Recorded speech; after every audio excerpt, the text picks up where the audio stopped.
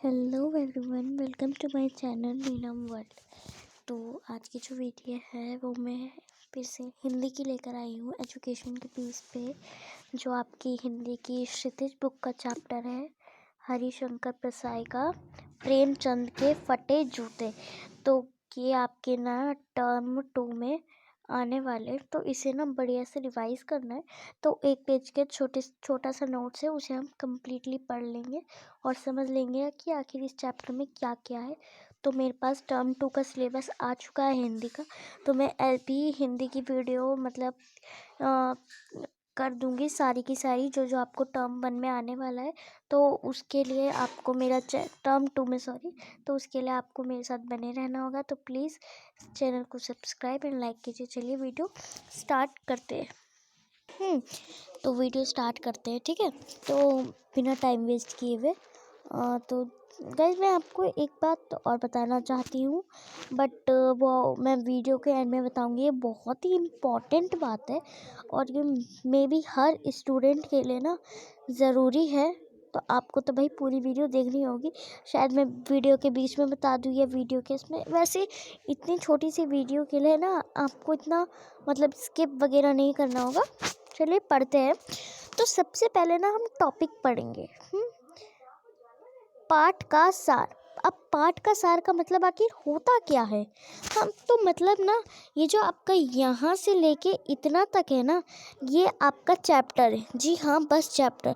पाठ का सार मतलब कि जो जो आपका चैप्टर है उसमें आपके जो भी क्वेश्चन या जो भी लाइन है वो सारी की सारी इसके नोट्स है। तो ये आपके ये बस है।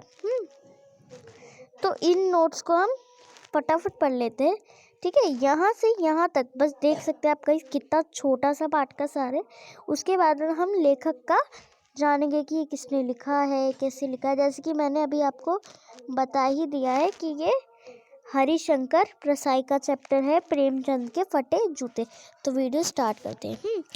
तो प्रस्तुत लेख में परसाई जी ने प्रेमचंद के व्यक्तित्व की सादगी के साथ एक रचनात्मक की अंतर्वेदी सामाजिक दृष्टि का विवेचन करते हुए आज की दिखावे की प्रवृत्ति एवं अवसरवादिता पर व्यंग किया है। मतलब कि ये जो आपका जो वो है लेख, मतलब लेटर जैसा मान लीजिए, जो भी ये लिखा है ना परसाई जी ने, जो हरिशंकर प्रसाई जी ने जो लिखा है इन्हें, तो उन्होंने ना प्रेमचंद के व्यक्तित्व के बारे में बताया। व्यक्तित्व मतलब कैरेक्टर के बारे में बताया कि उनका कैरेक्टर कैसा था, ठीक है। उनकी सादगी के बारे में बताया। एक रचनात्मक की अंतर्भेद। अब अंतर्भेद मतलब जैसे कि अंतर्भेदी मतलब कि जैसे कि मतलब एक बार आप ध्यान दीजिए फिर से। अंतर्भेदी जो हमारी सामाजिक दृष्टि का विवेचन होता है ना, उसके मतलब कि उसके मुकाबले में जो आज की वो है ना प्रवृत्ति, उसकी अवसरवादिता पर इसमें बताया गया है, मतलब व्यंग किया गया है। तो लेखक जो है आपके वो प्रेमचंद के फटे जूते को देखकर एकदम आश्चर्यचकित होकर कहते हैं, मतलब जैसे कि आप भी किसी को देखोगे, मतलब कि अच्छे से सूट वूट पहना हुआ है, मान लीजिए आपने अंबानी को फटे जूते में देखा तो आप भी थोड़े आश्चर्यचकित हो जाओगे ना। तो वैसे वो लेखक हो गया। प्रेमचंद अमीर थे या गरीब तो हम इसे पढ़ेंगे तभी पता चलेगा।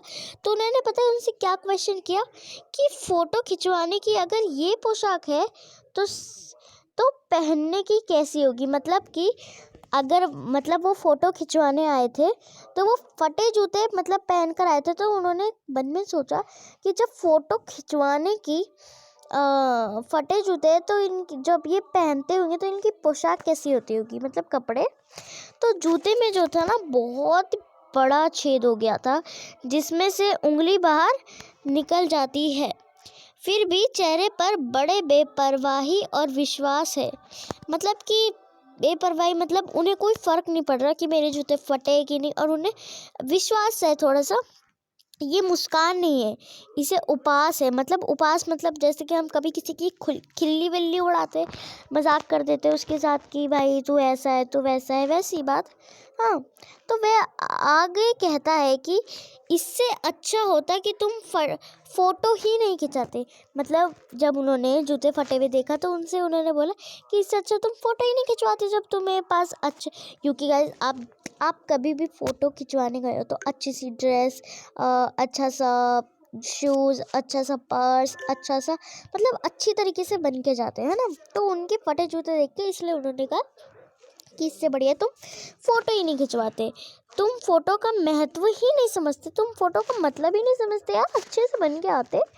लोग तो ऐसे कामों के लिए जूते क्या कपड़े और बीवी तक मांग लेते हैं। एक टोपी तक नहीं पहनी, टोपी तो 8 आने में मिल जाती है। मतलब कि उनको थोड़ा नीचा दिखाते हुए बोलते हैं कि यार लोग तो इस जूते कपड़े और बीवी तक मांग लेते हैं, मतलब फ़ोटो खिंचवाने के लिए, और तुमने एक टोपी तक नहीं पहनी जो कितने 8 आने की आती है, वो टोपी तक तुम खरीद नहीं पाए एक फ़ोटो खिंचवाने के लिए।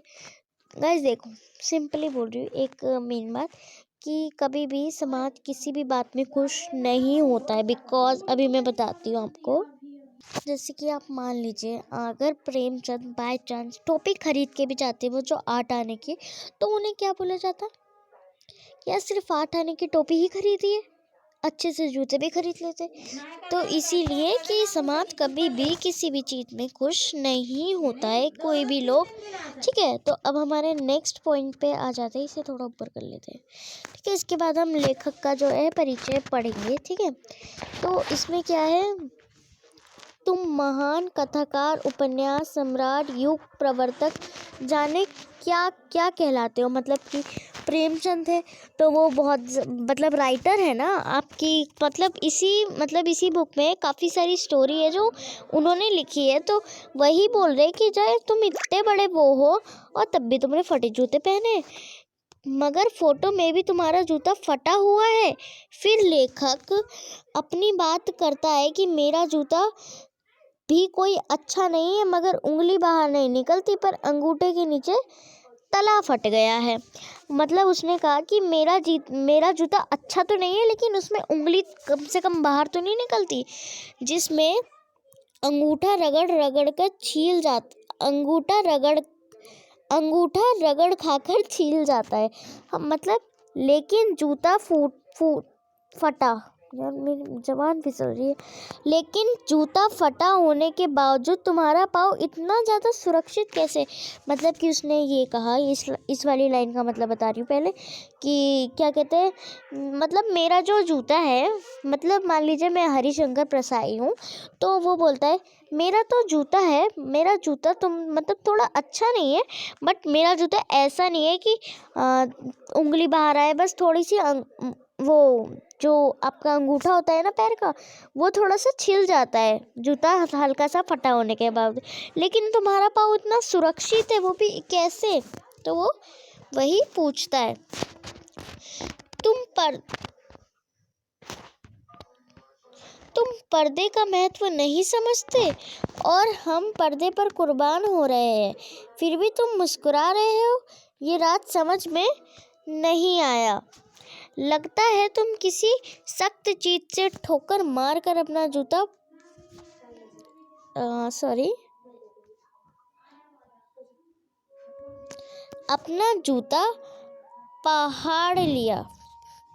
फाड़ भी लिया बोलेंगे इसे। ठीक है, तुम उसे बचाकर उसके बगल से भी निकल सकते थे, पर तुम समझौता नहीं कर सके। मैं समझता हूँ, तुम्हारी अंगुली का इशारा भी समझता हूँ, और वह एक मुस्कान भी समझाता हूँ।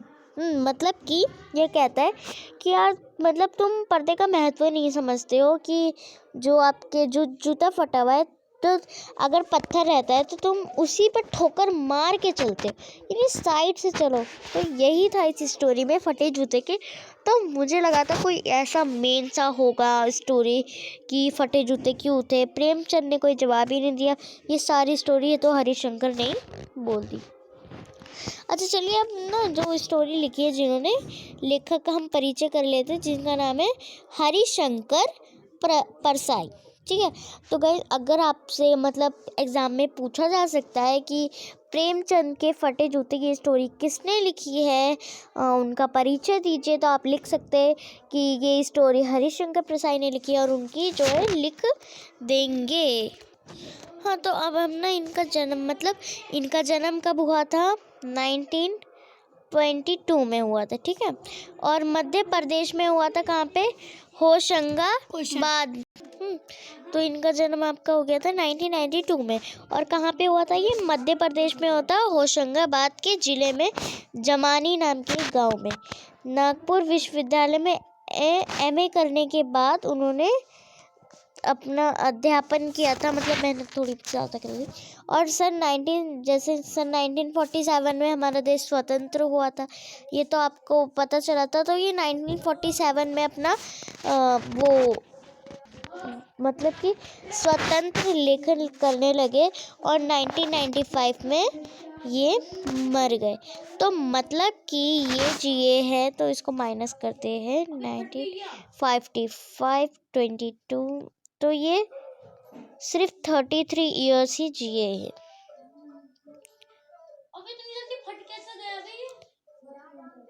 तो गाइस, ये जब ये पहले के ज़माने में 33 ईयर्स जिए थे। तो अब इसमें जो प्रमुख जो हुआ है, इनकी पात्रिका आपकी वसुधा ने लिखी है। जो इसका कहानी का संग्रह है, हंसते हैं रोते हैं जैसे उनके दिन। फिर उपन्यास क्या है? रानी नागफनी की कहानी और तट की खोज। निबंध संग्रह तब की बात और थी, भूत के पाँव पीछे, बेईमानी की परत, पगड़ियों का जमाना, सदाचार का ताबीज, शिकायत मुझे भी है, और अंत में है। अब व्यंग से किसने लिखा है? वैश्रम की फिसलन, तिरछी रेखाएं, ठिठुरता हुआ गणतंत्र और विकलांग श्रद्धा का दौर। अब इसकी थोड़ी वर्ड मीनिंग कर लेते हैं, बिकॉज ऑल चीज़ पढ़नी चाहिए। उपहास मतलब खिल्ली उड़ाना, मैंने ऊपर ही बताया। कलेश मतलब होता है थोड़ा, मतलब कहते नहीं है ये मत करो कलेश होगा, ये मत, तो कलेश उसे कहते हैं जो दुख वुख होता है। तगादों को हम तकाजी बोलते हैं। पनहैया को मतलब अब जो देशी जूतियाँ होती है ना, बिसरना भूल जाना, ये मैथिली लैंग्वेज में इसे भूलते हैं। नेम मतलब होता है नियम, और बंद मतलब होता है जो फीता होता है, और बेतरतीब मतलब होता है अव्यवस्थित, मतलब जो हमारे पास ना हो, और बरकरार मतलब जो हम बचाकर, जैसे कि कहते नहीं है हमारी इज्जत बरकरार है, हमने इतनी बरकरार की है, तो मतलब बचाकर हमने इज्जत की है अपनी। सो गाइज़, आज की वीडियो जो है ना ख़त्म हो चुकी है। और गाइज़, मेरी मतलब जो मैं बताने वाली थी, वो जो टॉपिक आपको, वो है कि जैसे कि 1 जनवरी बहुत नज़दीक आती जा रही है और आपकी जो है इंग्लिश की क्लासेस भी लगने वाली है। तो आपकी 1 जनवरी से क्लासेस लग रही है इंग्लिश की, तो यहाँ पे आप फ्री ऑफ कोर्स इंग्लिश सीख सकते हैं। और गाइज़, मैं यहाँ पे मतलब बहुत पूरी कोशिश करूँगी आपको फ्री ऑफ कोर्स पढ़ाने की, बिकॉज मैंने यहाँ पे 1 रुपीज़ का भी कोर्स नहीं लिया है। तो 1 जनवरी से वो जो वीडियो है ना स्टार्ट होने वाली है, तो इसलिए कह रही हूँ मेरे चैनल को सब्सक्राइब करो और बेल आइकन प्रेस करो, बनानी नहीं आ रही थोड़ी, और इसे दबाओ, और इससे आपको जो है ऑल पे क्लिक करो, और आपको पूरा मतलब वीडियो की नोटिफिकेशन आती रहेगी कि आपकी मेरी हर वीडियो जब जब लॉन्च होगी आपको पता चल जाएगा। तो गाइस, अगर आपको इंग्लिश सीखनी, बिकॉज अभी इंग्लिश की बहुत ज़्यादा डिमांड है, क्या बोलूँ, मार्केट बोलूँ या हर जगह बोलूँ, क्योंकि बिकॉज हर जगह एक तो इंग्लिश और अपनी मदर लैंग्वेज आनी चाहिए। तो गाइस, इंग्लिश लैंग्वेज ना बहुत नेसेसरी हो गई है। जहाँ पर हमें कुछ नहीं आता, इंग्लिश आती है तो आप कर सकते हैं। जैसे कि आप चाइना ले लो, तो आपको मतलब चाइना लैंग्वेज नहीं आती, तो अगर आप किसी से इंग्लिश में बात करोगे ना, तो उसका आपका आंसर मिल जाएगा। ठीक है। तो इसी के लिए तो इंग्लिश सीखनी थोड़ी नेसेसरी होती है, बट हिंदी को मत भूल जाना, इंग्लिश के चक्कर में ज़्यादा अंग्रेज मत बनना। लेकिन मैं आपके लिए वीडियो लेकर आ रही हूँ बिकॉज हमें जो फ्री में मिलना चाहिए, जहाँ से भी पढ़ाई मिलनी चाहिए वहाँ से हमें बटोर लेनी चाहिए। तो गाइस बाय, एंड प्लीज़ मेरे चैनल को लाइक कीजिए। एंड मैं आपके लिए इतना कर रही हूँ और आप मेरे लिए इतना नहीं कर सकते। बस मैं आपको क्या बोल रही हूँ, एक लाइक करने के लिए और एक सब्सक्राइब करने के लिए। और जैसे कि आप देख ही सकते हैं गाइस, मेरी वीडियो भी अभी लॉन्च हो रही है, एक यूट्यूब पे अपलोड हो रही है, बट मेरा ना नेट थोड़ा ना आउट हो चुका है, मतलब नेट मेरा थोड़ा ख़त्म हो चुका है, इसलिए नहीं हो रही। चलिए बाय। ओके, तो मतलब आप मेरे चैनल को सपोर्ट कीजिए। तो ये 15 मिनट की वीडियो में शायद मैंने आपको बहुत ही ज़्यादा पढ़ा दिया है, तो मैं थोड़ा थक गई हूँ। तो बाय।